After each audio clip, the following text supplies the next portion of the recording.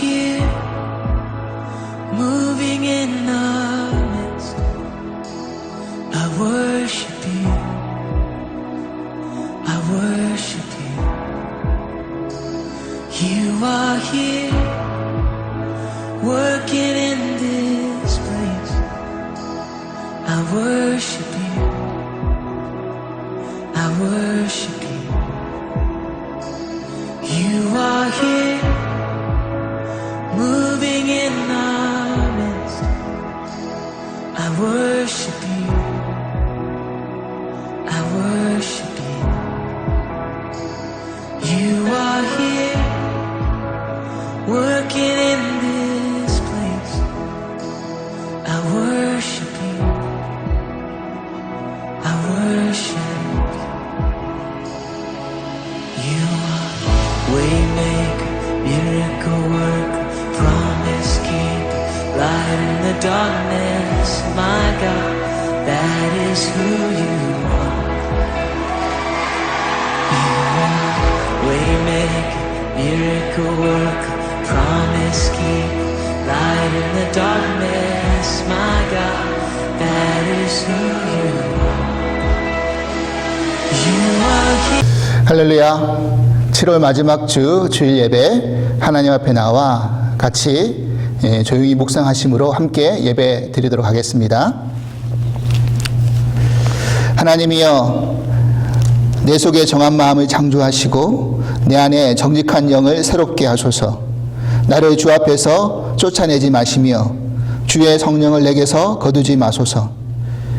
주의 구원의 즐거움을 내게 회복시켜 주시고 자원하는 심령을 주사 나를 붙들어 주소서. 그리하면 내가 범죄자에게 주의 도를 가르치리니 죄인들이 주께 돌아오리이다. 하나님이여, 나의 구원의 하나님이여, 피 흘린 죄에서 나를 건져 주소서. 내 혀가 주의 의를 높이 노래하리이다. 주여, 내 입술을 열어 주소서. 내 입이 주를 찬송하여 전파하리이다. 아멘. 우리 마커스 찬양 단이 부른 진실하게 또 신실하게 진실하게 우리 함께 찬양하겠습니다.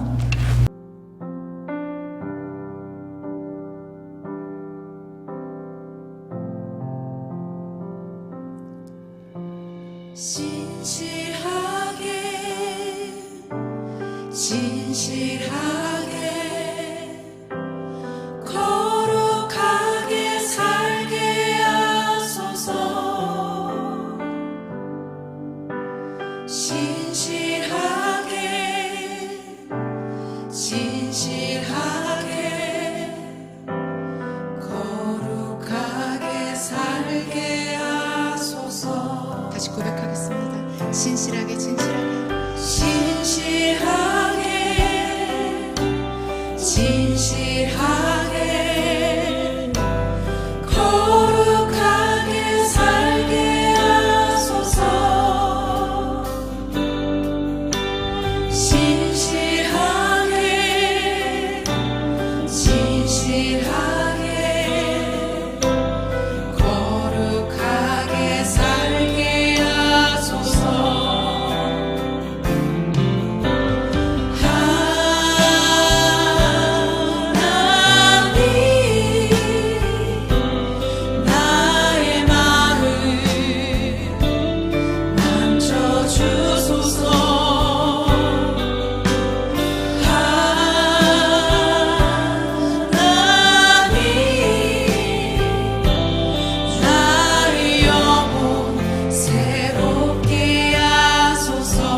진실하게 진실하게 진실하게 진실하게 거룩하게 살게 하소서. 진실하게 진실하게 거룩하게 살게 하소서. 목소리 높여 고백하겠습니다. 진실하게 진실하게 진실하게 진실하게 거룩하게 살게 하소서.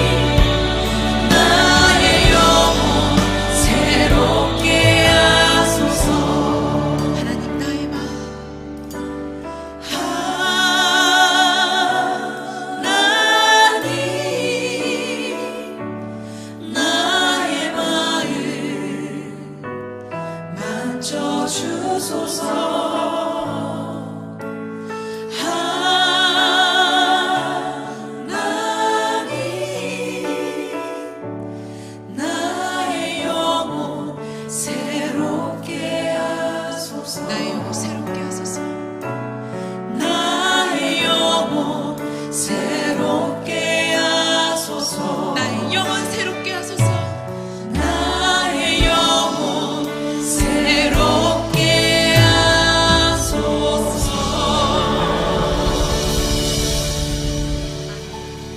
하나님 감사합니다. 오늘도 우리 마음을 만져주셔서 거룩하고 진실하고 신실하게 살아가게 하여 주시옵소서.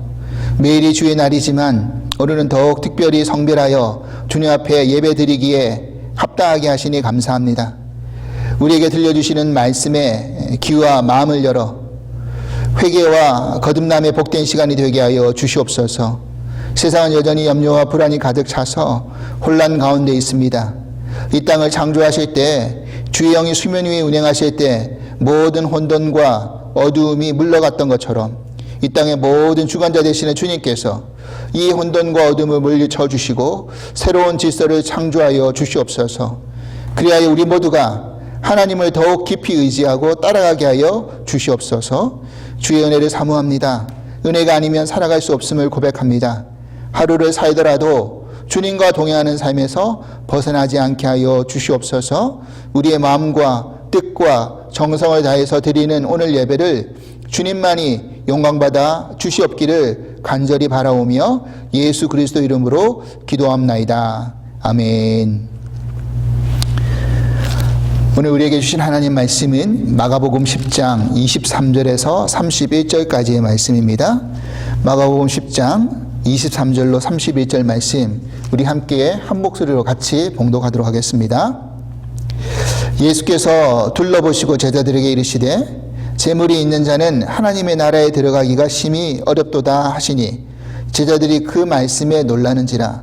예수께서 다시 대답하여 이르시되 얘들아 하나님의 나라에 들어가기가 얼마나 어려운지 낙타가 바늘기로 나가는 것이 부자가 하나님의 나라에 들어가는 것보다 쉬우리라 하시니 제자들이 매우 놀라 서로 말하되 그런즉 누가 구원을 얻을 수 있는가 하니 예수께서 그들을 보시며 이르시되 사람으로는 할 수 없으되 하나님으로는 그렇지 아니하니 하나님으로서는 다 하실 수 있느니라.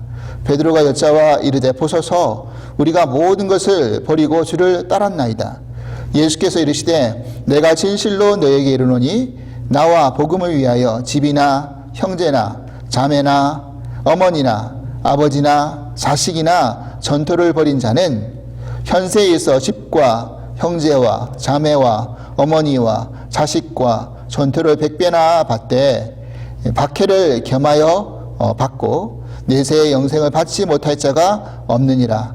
그러나 먼저 된 자로서 나중되고 나중된 자로서 먼저 될 자가 많으니라. 아멘. 샬롬. 주사랑 가족 여러분, 한 주간도 평안히 잘 지내셨습니까? 지난주에 줌을 통해 가지고 성경 공부를 다시 시작했습니다. 아브라함 편부터 시작해서 다시 성경 공부를 시작했는데 매 주일 오후 2시에 시작되는 이 성경 공부에 여러분들 많이 함께 참여하실 수 있기를 바랍니다. 우리가 말씀을 더 가까이 하는 이유는 우리의 삶의 가장 우선순위가 되어야 되기 때문인 줄 믿습니다. 이 말씀 앞에 우리가 영적으로 다시 재무장하고 또 온전히 성숙될 수 있는 그런 귀한 시간이 될 수 있기를 간절히 기도합니다. 오늘은 하나님으로서는 다 하실 수 있느니라 라는 말씀의 제목으로 함께 은혜를 나누고 싶습니다. 러시아의 대문호였던 톨스토이가 아주 훌륭한 작품들을 많이 남겼죠. 그 중에서 톨스토이 단편선이라는 그런 글들의 모음이 있습니다. 저도 그 글을 읽어본 적이 있는데 그 글 중에 하나가 뭐냐면 사람에게 얼마만큼의 땅이 필요한가라는 그런 제목의 글이 있습니다. 아마 여러분들 중에서는 그 글을 읽어보셨다거나 아니면 들어보신 분들이 꽤 많이 있을 겁니다. 이 글의 내용은 이러하죠. 바흠이라는 농부가 있었습니다.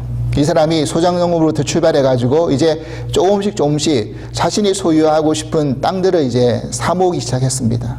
근데 어느 날 한 마을의 촌장으로부터 좋은 소식을 들었던 거죠. 뭐냐면 아주 적은 분량의 돈으로 보통 그 돈이면 땅 한 마지기 내지 두 마지기를 살 수 있는 그런 돈만 가지고 오면 당신이 걸어가지고 차지할 수 있는 그런 땅의 분량을 다 주겠다라는 그런 제안이었습니다. 그러니까 이 제안은 뭐였냐면 아침부터 해가 뜨기 시작부터 시작해서 해가 질 때까지 자기가 걸어갔던 땅은 다 자기 소유가 될 수 있다라는 것이었어요. 근데 단 하나의 조건은 뭐였냐면 반드시 출발했던 그 지점으로 해 지기 전까지 다시 돌아와야 된다는 그런 조건이었습니다. 그래서 이 농부는 너무 신나서 당연히 그렇게 하겠습니다라고 해가 뜨기 시작하는 그 순간부터 해서 열심히 뛰기 시작했습니다. 왜냐하면 자기가 걷는 땅만큼, 자기가 도달한 곳만큼 다 자기 땅이 될 수 있기 때문에 쉬지도 않고 마시지도 않고 물도 마시지도 않고 먹지도 않고 계속해서 뛰었던 것이었습니다. 그런데 어느 순간 이제 해가 뉘엿뉘엿 질 것 같이 된 거죠. 이제 본인이 정신이 차린 겁니다. 더 이상 가면 안 되겠다. 빨리 되돌아와야 되겠다. 해지기 전에 하면서 또 있는 힘을 다해서 쉬지도 못하고 출발지로 열심히 뛰어 돌아갔던 것입니다. 근데 겨우겨우 아슬아슬하게 정말 그 해지기 전에 출발지에 도착을 했던 것이죠. 그래서 그 마을 촌장이 이제 이 농부 바움은 자기가 걸어왔던 이 모든 것이 이 농부의 땅입니다 라고 선언하는 순간 이 농부가 갑자기 바움이 피를 토하고 그 자리에서 꼬꾸라져서 죽어버렸던 것입니다.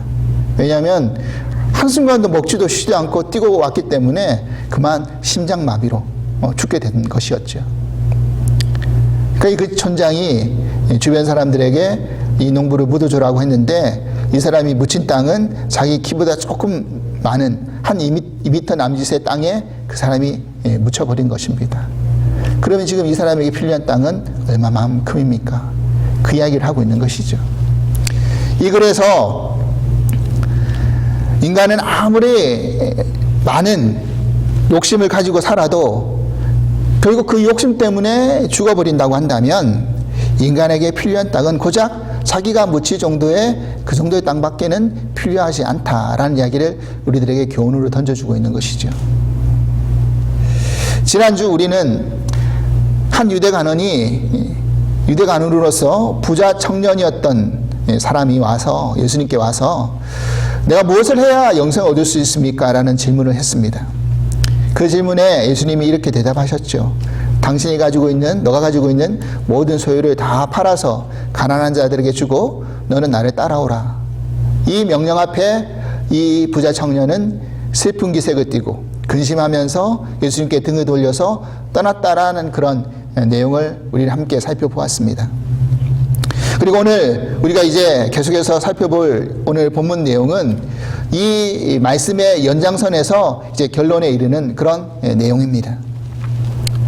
그런데 오늘 우리가 읽었던 이 본문을 가만히 자세히 잘 살펴보면 좀 해석하기 까다로운 두 가지 난제가 있습니다. 그 첫 번째는 뭐냐면 부자는 하나님 나라에 들어갈 수 없는가라는 그런 문제입니다. 이거 또 다른 난제는 뭐냐면 예수님과 복음을 위해서는 집도 형제 자매도 부모와 자식도 전토도 다 버리고 그렇게 따라가야 되는가라는 문제라는 거죠. 여러분 이 문제를 여러분 어떻게 생각하십니까?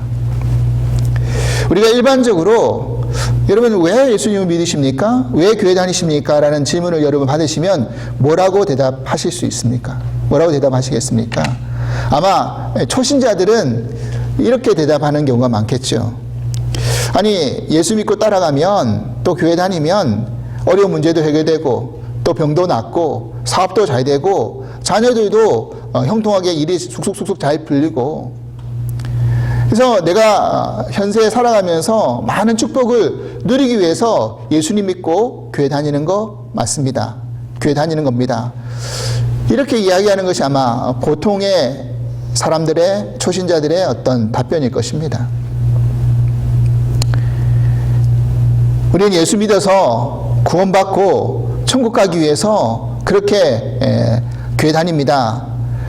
이것이 정답이겠지만 이런 정답을 이야기하기보다는 항상 구원의 어떤 이야기는 우선순위에서 밀리고 현세에서 더 축복을 받기 위해서 다닙니다라고 말하는 것이 아마 일반적인 우리들의 생각이더라는 것입니다.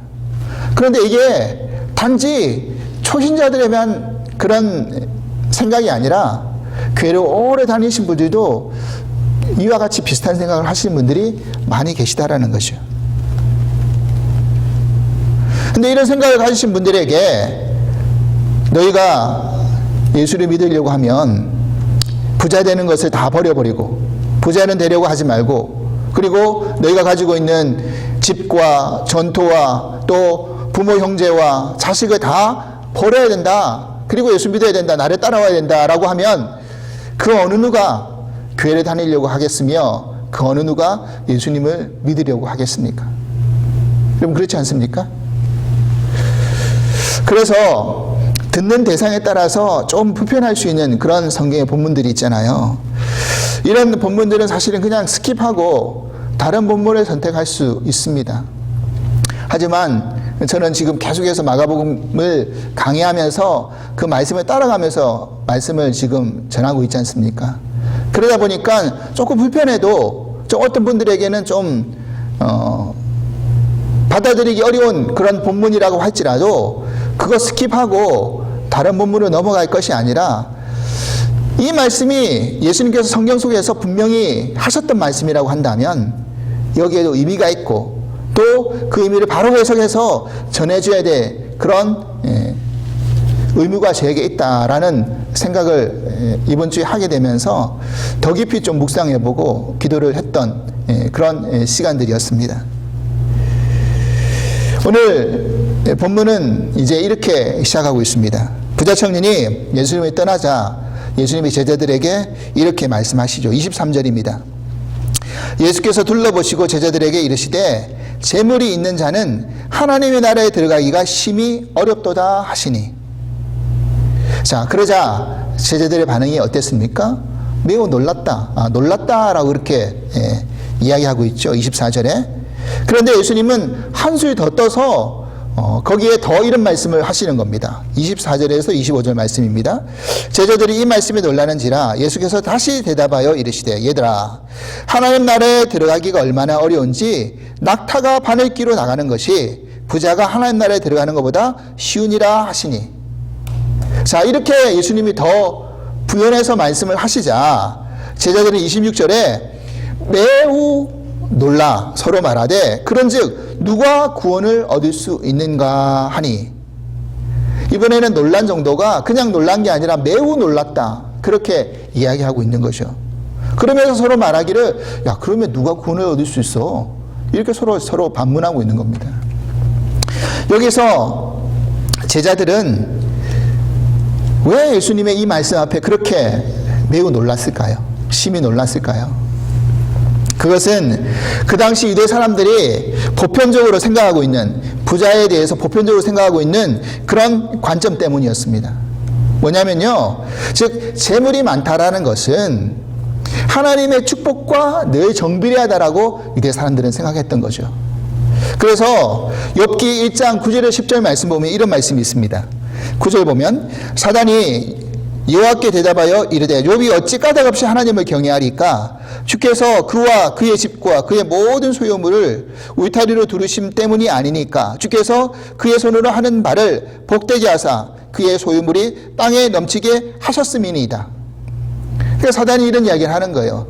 욥이 괜히 하나님을 경외합니까? 하나님께서 그와 그의 집과 소유물을 다 두루 살피시면서 복을 주셨기 때문에 그거 하나님 경외하는 거 아닙니까?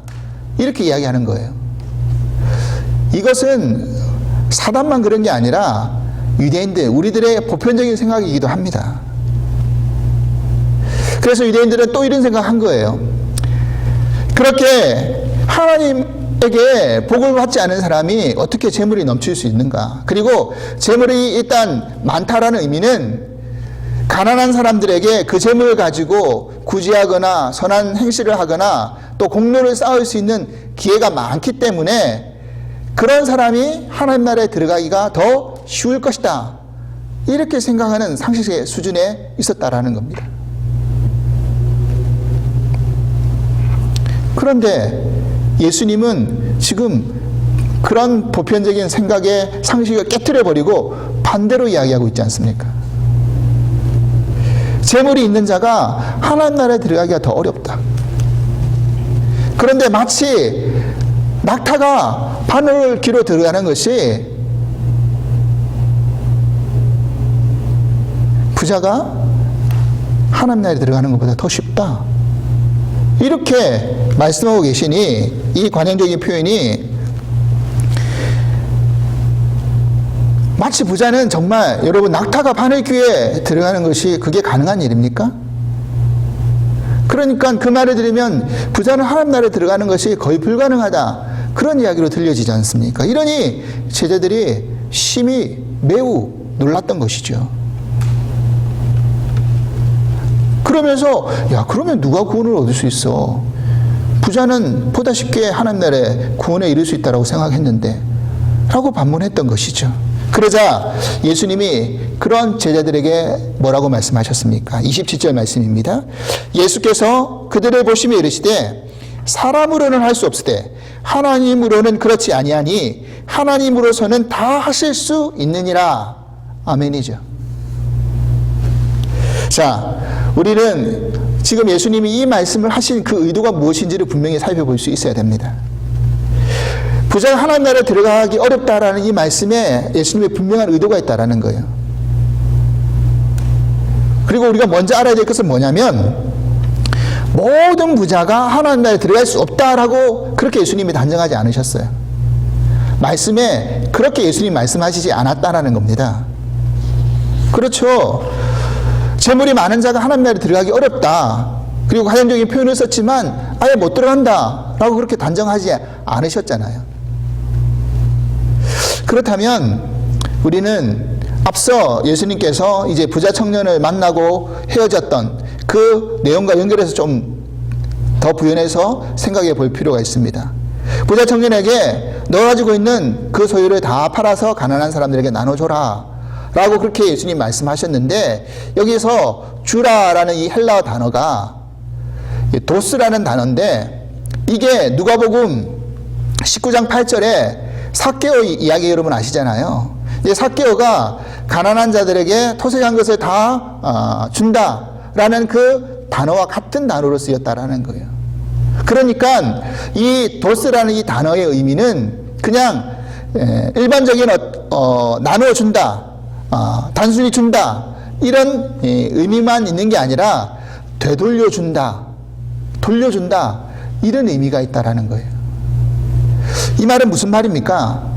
당시 부자들이 재물을 모을 때는 어떤 일반적인 방법으로 모았다기보다는 불의한 방법으로, 부조한 방법으로 남을 좀 속여가지고 그렇게 재물을 취득하고 모았던 사람들이 사실 많았기 때문이었습니다. 그렇게 정당하게 모은 재물이 아니라고 한다면 가난한 사람들에게 돌려주는 것이 마땅하다. 그 이야기를 지금 하시고 있었던 것이요, 부자 청년에게.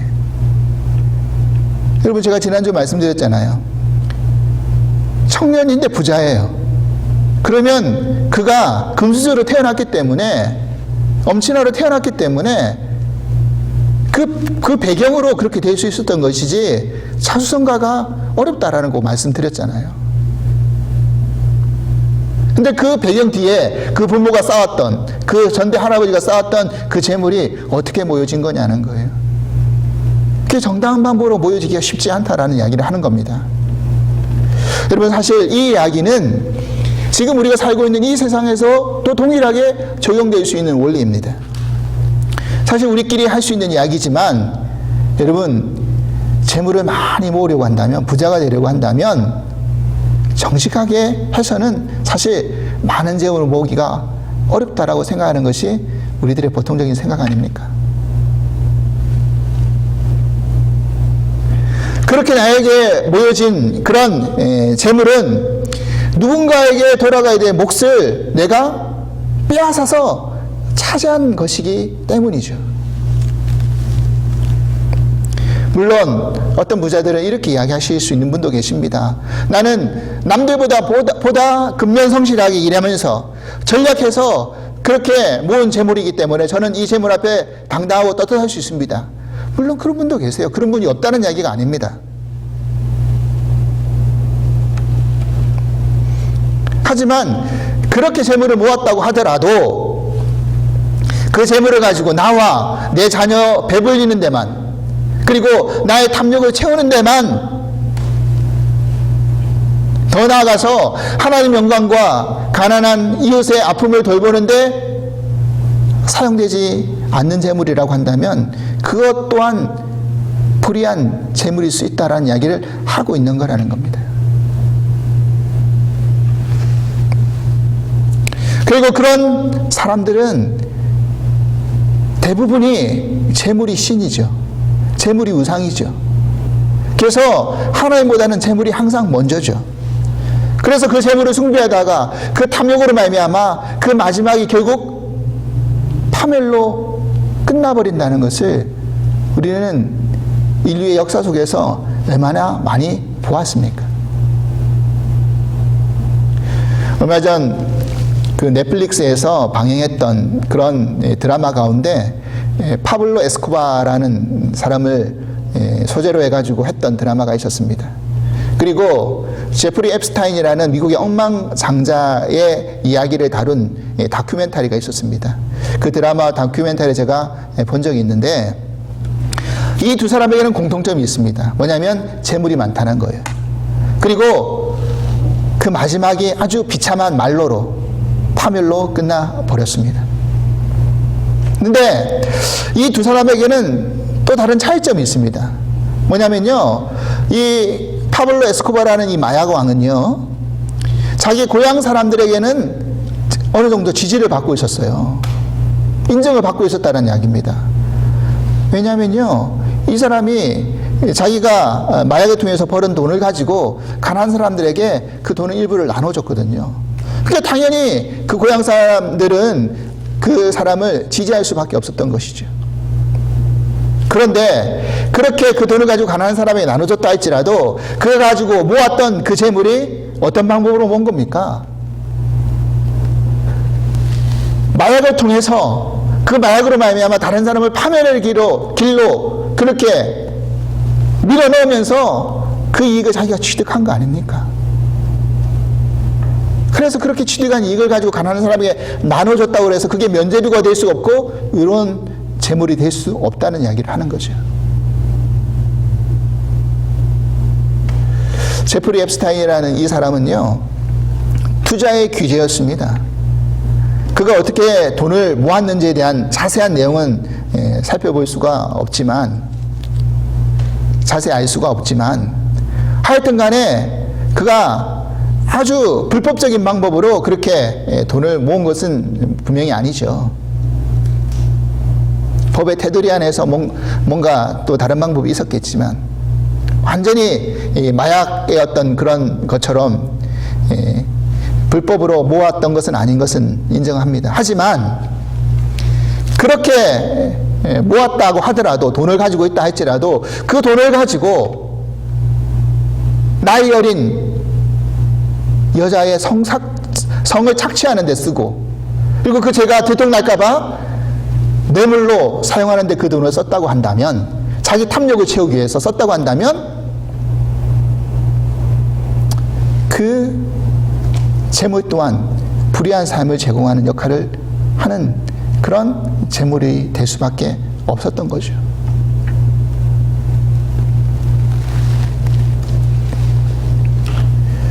여러분, 그러하기에 예수님은 그런 불의하게 모은 재물, 그리고 불의한 삶을 사는 그런 부자들은 하나님 나라에 당연히 들어갈 수 없는 것이다 라는 이야기를 분명히 하고 있는 것입니다.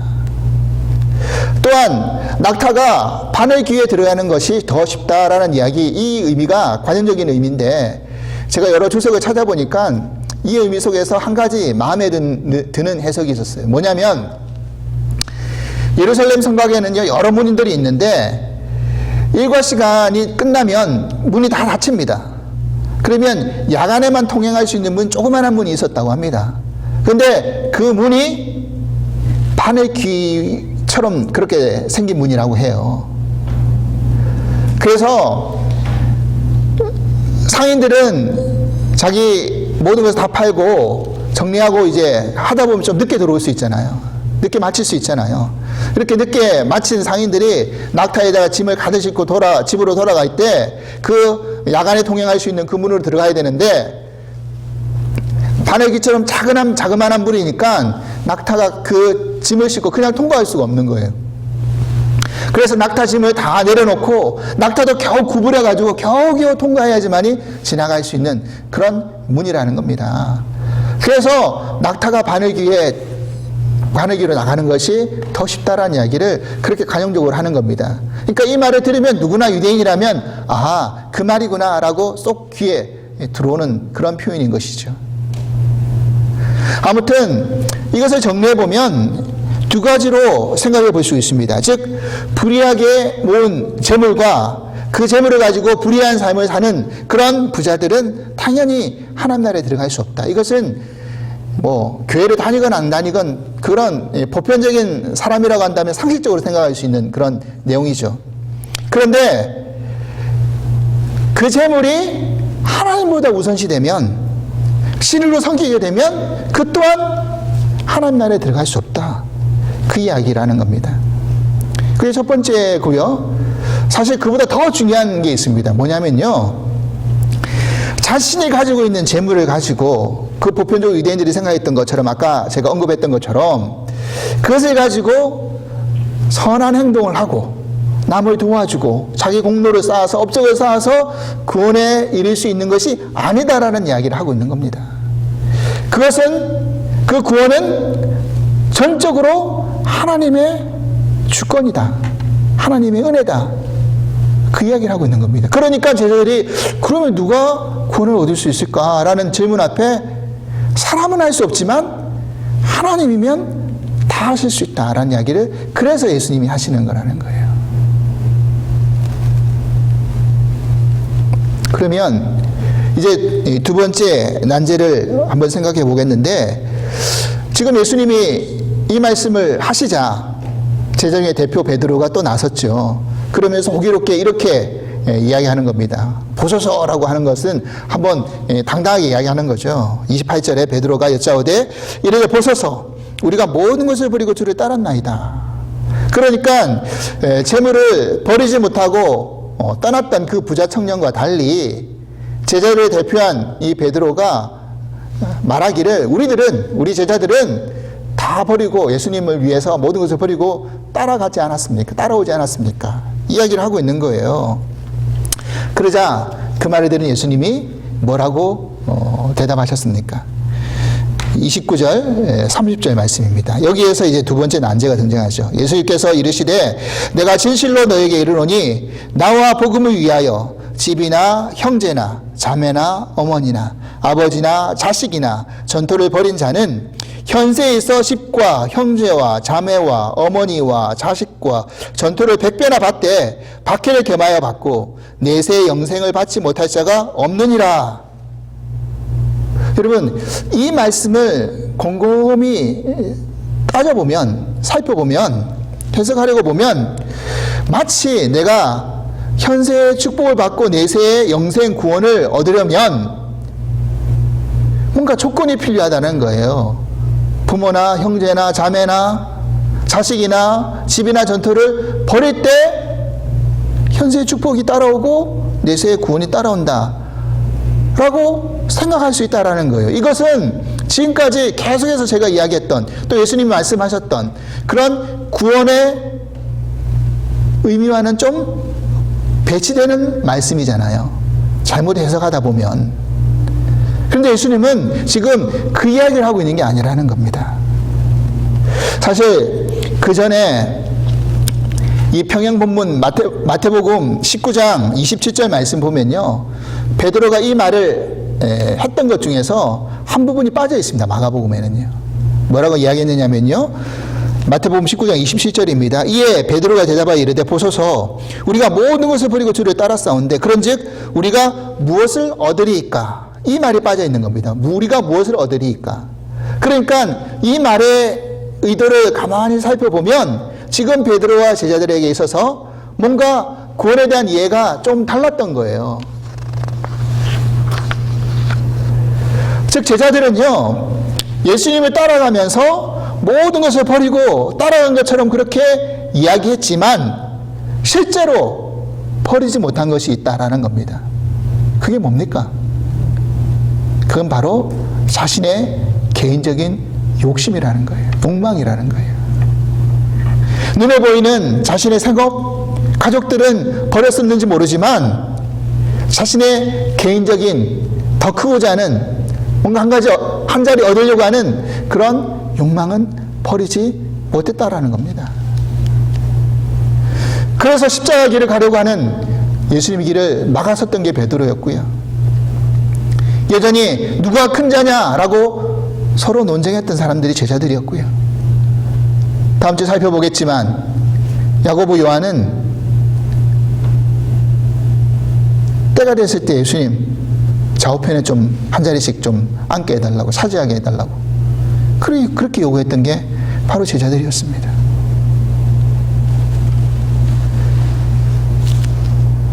그러기에 자신이 버린 것에 대한 보상, 그 보상으로 우리가 그러면 다 버리고 모든 것을 버리고 예수님을 따라왔는데 무엇을 얻을 수 있습니까? 라고 반문하고 있는 거 아닙니까? 사랑하는 여러분, 이것이 제자들만의 모습입니까? 우리들이 예수님에 따라가는 모습은 어떠합니까? 내가 예수님을 위해서, 교회를 위해서 정말 내가 이렇게 희생하고 이렇게 봉사하고 이렇게 헌신했는데 그렇다면 예수님은, 교회는 나를 위해서 무엇을 해줄 수 있습니까? 이런 마인드, 이런 생각이 우리들의 보편적인 그런 생각 아닙니까? 그렇게 거래하고 보상을 요구하고 있다는 거예요. 예수님은 이미 정말 죄 많은 우리를 위해서, 나를 위해서 자신의 생명까지 다 내어놓으셨는데 우리는 그런 것 말고 이 땅에서 누릴 수 있는 다른 축복된 것이 없습니까? 얻을 수 있는 게 없습니까? 그것 좀 내놓으십시오. 끊임없이 요구하고 있다는 거예요. 기도하면서. 그럼 저는 이 말씀을 묵상하면서 지난주부터 시작해서 집에서 이제 기도를 하다가 이제 교회로 와서 기도를 해야 되겠다는 생각을 했는데 교회에 들어오는 것이 그렇게 쉽지 않기 때문에, 물론 들어올 수는 있지만 여러 가지 바이러스라든지 이런 위험들이 여전히 남아있기 때문에 걸으면서 기도를 해야 되겠다. 그래가지고 저희 집에서 교회까지 걸으면 한 10분 정도 걸리는데 10분에서 한 20분 정도, 그보다 더 걸리겠네요. 한 30분, 20분에서 30분 정도. 빠른 걸으면 20분, 조금 천천히 걸으면 한 30분 정도 걸리죠. 그래서 교회까지 걸어옵니다. 그래서 교회 앞마당을 몇 바퀴씩 돌면서 마치 여호수아가 그 여리고성을 돌면서 기도했던 것처럼 교회를 위해서, 또 우리 성도님들을 위해서, 또 여러 도와주시는 분들을 위해서 같이 중보하며 지금 기도하고 있습니다. 오늘 이 말씀을, 이번 주에 전할 말씀을 계속 묵상하면서 그런 생각했던 거예요. 누가 크냐, 누가 크고 싶냐라는 이 논쟁, 이런 욕망은요, 우리 모두가 가지고 있다라는 거예요. 저도 우리 주사랑교회를 생각하면서 사실 마음 깊숙이 은연중에 저희 그런 부끄러운 모습이 뒤처지는 거예요. 기도하면서, 생각하면서.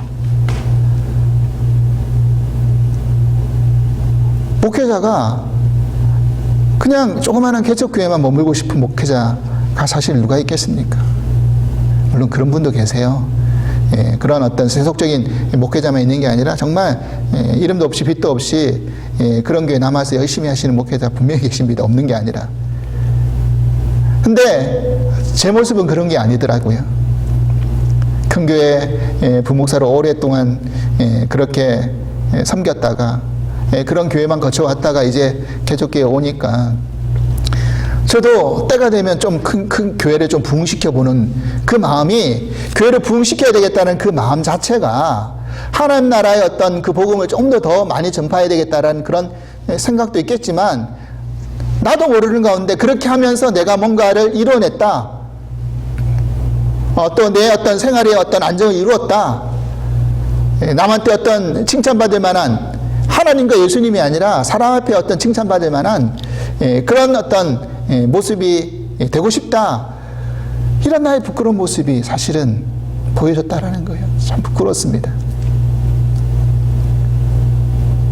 그러면서 어떤 결단과 마음이 드느냐, 내가 이 주산원교회를 발판으로 해서 어떤 다른 교회, 뭐 연합감리교회가 사실 파송하면서 옮기는 제도가 있지 않습니까? 정의원이 돼버리면, 아직 저는 정의원도 아니지만, 그런데 어떤 이 작은 교회를 발판으로 해서 좀 더 큰 교회로 가고 싶다라는 그런 생각이 이제는 접어버리고, 그냥 나에게 주신 이 작은 성도님들이라 할지라도, 작은 수의 성도님들이라 할지라도 내가 좀 더 최선을 다해야 되겠다.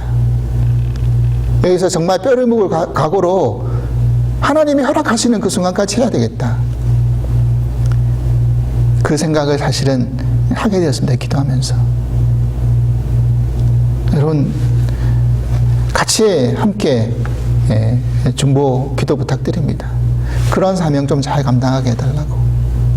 그런 개인적인 그런 크고자 하는, 뭔가 예수님을 따라가면서 내가 열심히 했는데 뭔가 다른 걸 또 얻으려고 하는 그런 마음 또 내려놓고, 그렇다는 겁니다. 여러분, 그런 베드로 제자들의 요구 앞에 예수님의 답변이 무엇이었습니까? 네가 사실 버렸다고 하지만, 그렇게 버린 자들이 나중에 보니까 결국 버린 게 아니라 예수님이 다 채워주셨다. 그리고 100배라는 이야기를 하고 계신데, 이 100배라는 것이 어떤 수치적인 정말 어떤 100배를 주신다 그런 의미라기보다는 더 풍요롭게 그런 인간관계, 가족관계 이런 것들을 사실은 만들어 주셨다. 여러분, 베드로가 자기 그물 던져버리고 가족까지 사실은 돌보지 않고 그물을 던져버렸다는 것은 가족을 돌보지 않는다는 이야기 아닙니까? 그런데 어떻게 합니까? 장모님이 아플 때 가서 예수님이 장모님을 고쳐주기도 했고, 나중에 사도행전에 보면 사도행전의 어떤 그런 내용에 또 바울 서신의 내용을 보면 베드로는 아내와 같이 동행했다라는 그런 내용도 있습니다.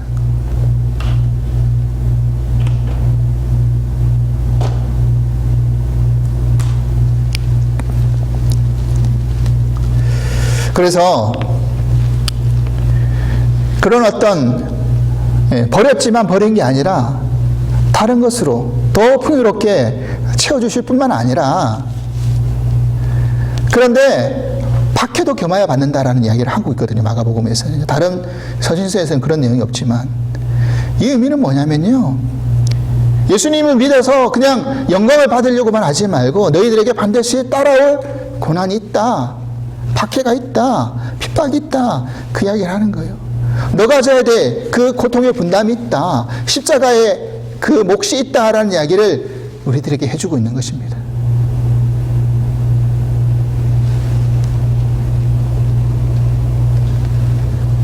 여러분, 그런데 가만히 한번 잘 생각해 보십시오. 결국 이 말씀도 오늘 하나님이면 다 하실 수 있다라는 이 말씀의 제목과 같이 연결해 보셔서 생각할 수 있어요. 결국 우리가 주를 위해, 복음을 위해 집을 버리고 부모 형제를 버리고 자식을 버리고 전토를 벌이는 것, 이것이 우리의 힘으로, 우리의 의지로 가능한 일입니까? 그런 것들은요, 우리가 이 세상에 살면서 반드시 필요한 것이죠. 이것을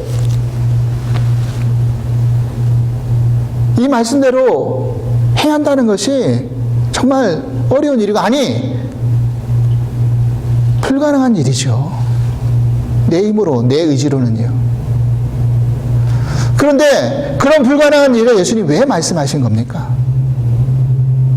여러분, 이 말씀은요, 자기 욕심, 자기 자랑, 자기 십자가 지는 일은 인간의 의지, 노력으로 가능한 일이 아니다라는 것을 너희들이 알아야 된다. 그러면서 우리가 어떠한 믿음의 자세로 너희들이 나를 따라와야 되는지를 지금 이야기해 주고 있는 거예요.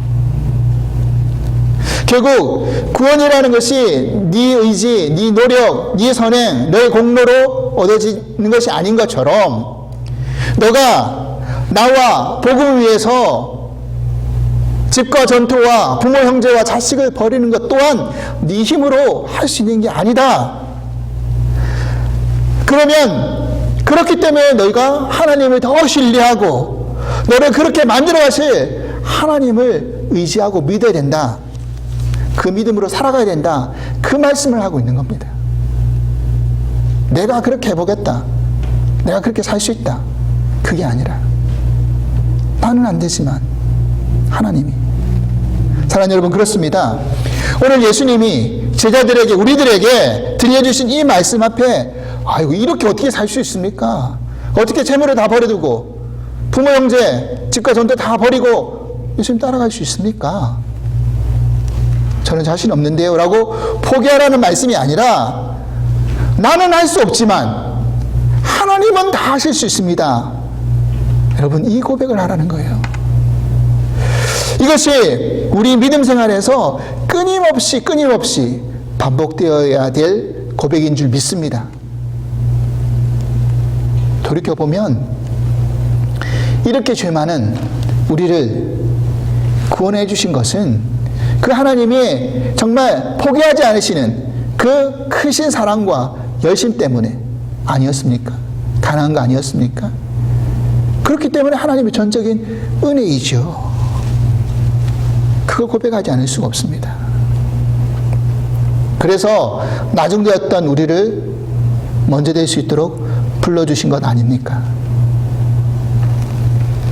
여러분, 그러하기에 오늘도 구원받은 것 외에 더 어떤 것을 얻으려고 요구하는 그 어리석음을 다 내려놓으시고, 어리석은 욕심을 다 내려놓으시고 오직 하나님만, 주님만 바라보고 따라갈 수 있는 저 여러분이 될 수 있기를 주님으로 간절히 기도합니다. 하나님 아버지, 감사합니다. 우리의 힘으로는, 우리의 능력으로는, 우리가 가진 것으로는 하나님의 구원을 얻을 수 없음을 분명히 깨닫습니다. 하나님만이 하실 수 있는 일입니다. 하나님, 나의 선행과 공로와 또 나의 열심은 다 내려놓고 하나님이 하실 수 있는 일, 하나님이 저를 붙들어서 이루실 수 있는 일에 전적으로 의지하고 맡기고 따라갈 수 있는 저희들 되게 하여 주시옵소서. 부모와 형제, 자매, 자식 모든 전투를 벌이는 것 또한 마찬가지입니다. 우리의 개인적인 그런 실력으로는 그런 것을 할 수 있는 그런 존재가 못 됩니다. 그런데 하나님은 하실 수 있는 분입니다. 우리를 그렇게 만들어 가실 것이고 그렇게 세워 가실 것입니다. 그리고 하나님께서 그런 구원을 이루어 가실 것을 믿습니다. 오늘 이 말씀 앞에 우리가 새롭게 결단하고 내가 구원받은 것 이외에 다른 것을 얻으려고 하는 그런 모든 어리석은 욕심을 내려놓고 주님만, 하나님만 보며 따라갈 수 있는 저희들 될 수 있도록 축복하여 주시옵소서. 감사하며 예수 그리스도 이름으로 기도합나이다. 아멘. 찬송가 우리 310장 하나님의 은혜로 우리 함께 찬송하시겠습니다.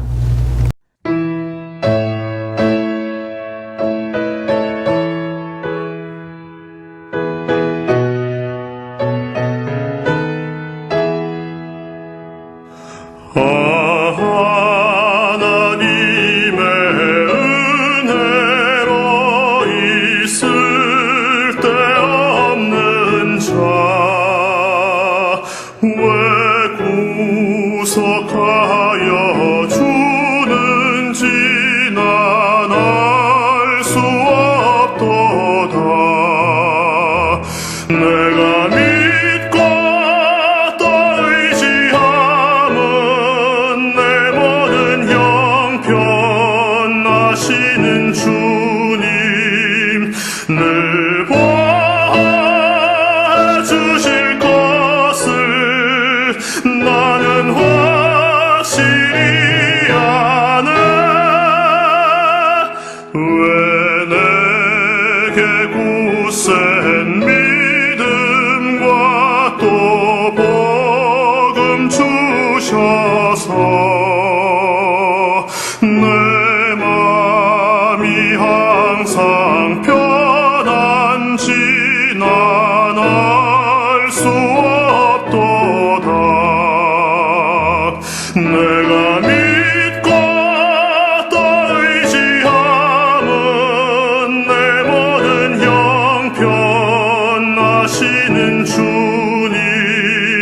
늘 보아주실 것을 나는 확실히 아네.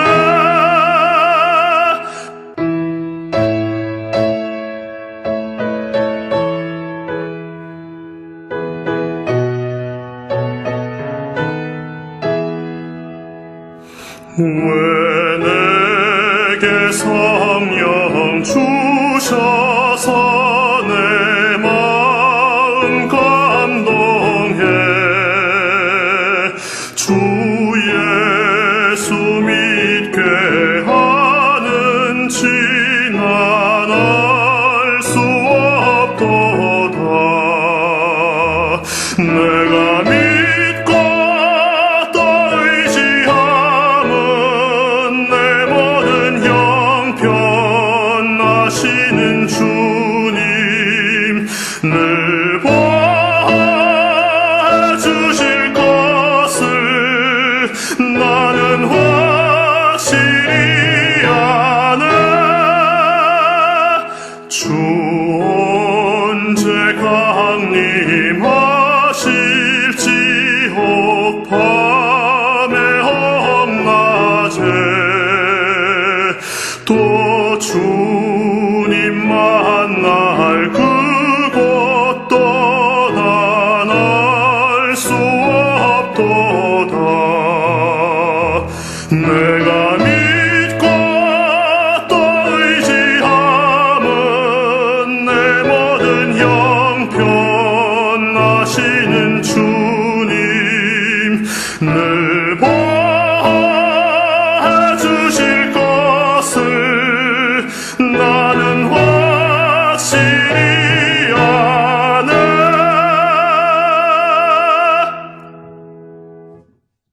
이제는 우리 주 예수 그리스도의 크신 은혜와 하나님 아버지의 그 한량없으신 사랑하심과 보혜사 성령님의 교통하시는 은총이 오늘 이 말씀을 붙들고 이 땅을 살아가면서 주님을 따라가기로 결단하는 우리들 가운데 나의 실력과 나의 의지와 나의 노력으로 따라가는 것이 아니라 오직 하나님만이 하실 수 있는 그 놀라운 은혜와 사랑과 믿음을 가지고 주를 따라가기로 결단하는 당신의 모든 사랑하는 성도님들 위해 주께서 지금부터 영원토록 함께 하시기를 간절히 축원하옵나이다. 아멘.